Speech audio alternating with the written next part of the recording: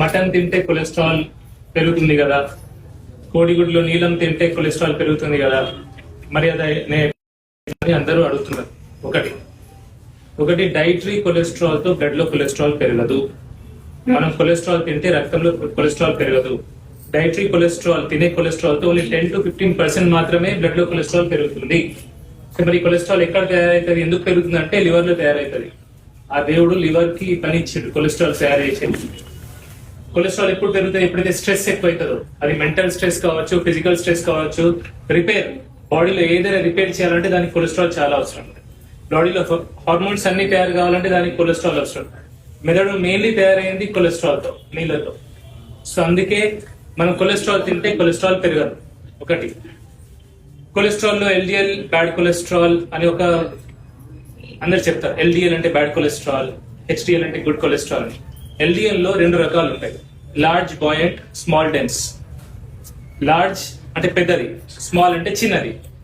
ఏదైతే పెద్దది ఉంటుందో అది ఎప్పుడు పెరుగుతుంది అంటే మనం కొవ్వు తింటే అది పెరుగుతుంది, దానివల్ల ఎటువంటి హాని లేదు.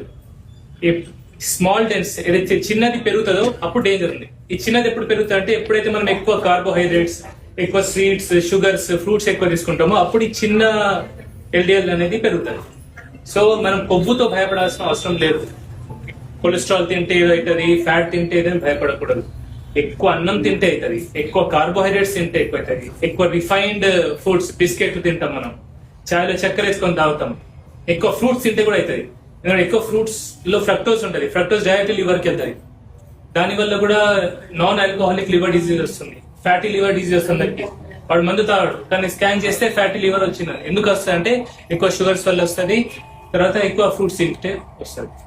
2 అందరికి మటన్ తినమంటున్నా, కోడిగుడ్డు తినమంటున్నా, నెయ్యి తినమంటున్నా. మరి వెజిటేరియన్స్ ఏం తినాలి అంటే వెజిటేరియన్స్ మీరు రీసెర్చ్ చేయండి. వెజిటేరియన్స్ లో లెస్ ఆక్సిలేట్ తక్కువ కూరగాయలు తినాలి. ఏవి?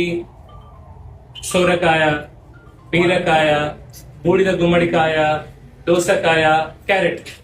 పప్పులలో సేఫ్ ఏదంటే పెసరపప్పు.